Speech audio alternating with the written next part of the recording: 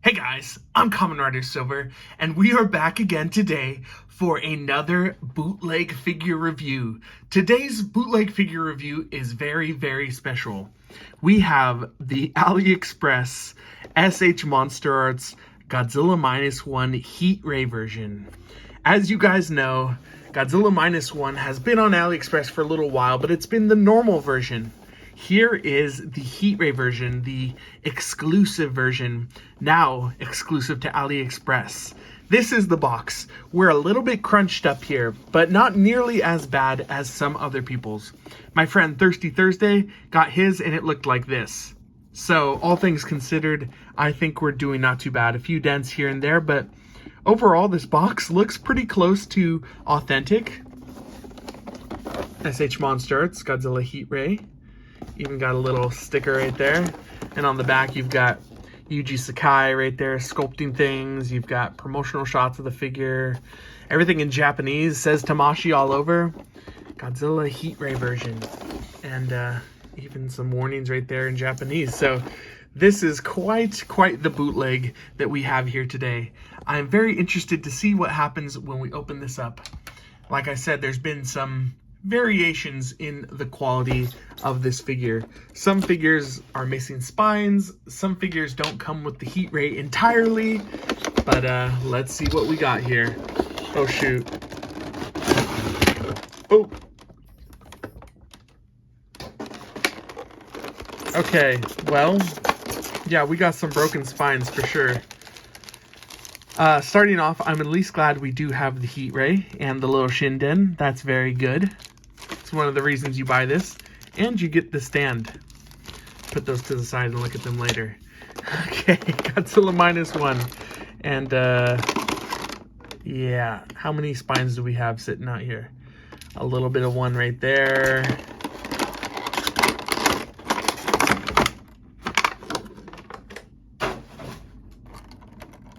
Oh. There's a few right here. Yikes. Okay. Here is our Godzilla -1 bootleg Heat Ray edition. Wow. Oh, wow. How was this jaw even in there? What was it holding on to? Oh, the top bit of the mouth. Okay, well, I'm going to gather my thoughts and we'll be right back. And here is your totally official Godzilla -1 Heat Ray version out of the packaging. Guys, this is almost beyond redeemable. But at the end, I'm going to show you a cool little project I'm going to do to try to save this figure. First, let's start off with the beam. I feel like I bought this figure for the beam. Here it is, and from what I can tell, this is pretty darn close to what the original looks like. You know, it's the same mold. It has the same little swirly bit at the end. You've got a very rough airbrushing right there to gradient that in. It's really curved. It's really warped. I'll fix that. You've got a hole right there and some weird dark spots there at the tip. So that is that. They give you a stand. This is not a Tamashi stand in the least. I've gotten stands like this with other bootleg figures. This is like a bootleg Mafex stand. It's super loose, so you could probably tighten that down. But those screws are like already rusting. How the heck? This is getting worse and worse. This does fit in the stand right there a little bit. Kind of have to force it, but you do get a little adapter piece if you'd like to, I guess, hold it. That doesn't work whatsoever. And then you get the shinden. You do get the shinden with all this, so that's another selling point of this. And it does look nice. You've got a clear little rotor piece right there, and it does have little swirly bits to it, so it looks like it's moving. So this does look nice, and that rotor does turn. So you can... But this has a hole with no adapter on this bootleg Mafex stand, so you're not getting this dude in the air unless you make a little makeshift adapter, or... No, that's not going to work. All right, so we'll put these to the side. Now, here is your Godzilla -1 figure. You get two accessories. You get two removable dorsal plates like he does in the movie when he takes these off. And then you also have a interchangeable tip so that you can customize that however you would like. No, these are broken. They broke clean off the figure right here and right here.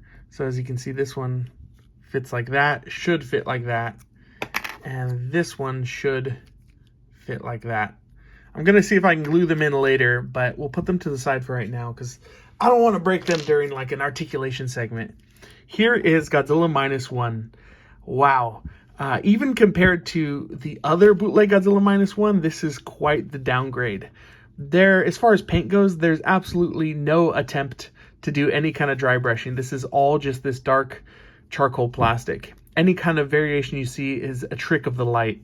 It's a very glossy, like black plastic. The sculpt is still there, you know, this is still -1. And then you've got these semi-translucent blue spines, and they have some little frosting on the tips, and then there's like a white spray along the edge, which doesn't look entirely too bad.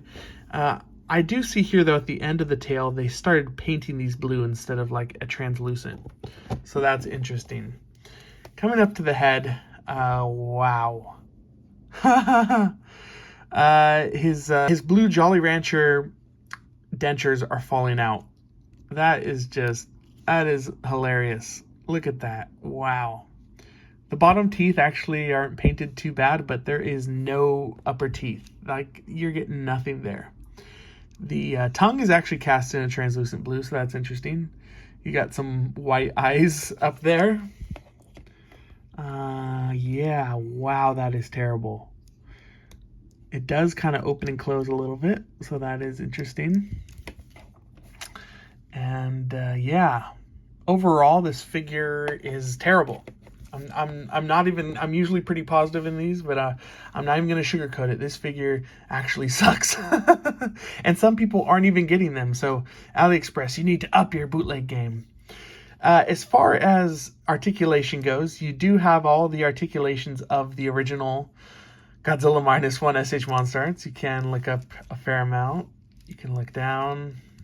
I'm not even going to go through all this. If you've seen reviews, you know how this works. But overall, the joints don't feel too terrible. They're a little restricted in places. Like I couldn't quite get that one all the way up. Oh shoot, the jaw's coming out. All right, well, we'll just continue on. I do have to mention there's this weird kind of, here at the toe, you see this right here? This like weird like piece coming out. It doesn't allow the toe to go all the way down, but what should I even expect anymore? Coming down to the tail, you've got nice range of motion. Shoot. Classic Godzilla -1 fashion. So articulation isn't too bad if you consider that everything falls off and his jaw looks like that. Bringing in the official Tamashii Nation's Godzilla -1. Boy, do I feel stupid forever thinking that this figure had bad paint. In comparison, wow, this is Godzilla -1. He just jumped right off the screen. Bringing these in close, yeah, look at that quality difference. And here's our bootleg compared to the Super 7 charging version. Wow. Still somehow the bootleg almost has better plastic. But honestly, the Super 7 figure doesn't look too bad with this bootleg heat ray beam. Well, this figure was a complete loss. So what are we going to do? Throw it in the garbage? No. I went into this knowing that this figure was not going to be great. I didn't think it was going to be this bad, but I had a contingency plan in case this happened. First, let's put these arms back on, and we'll put the tail tip back on. And we'll glue back in the spines.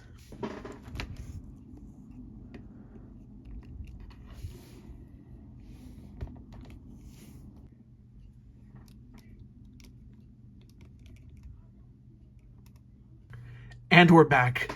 I have regrouped and I have made some, what do they say with Kong, minor augmentations.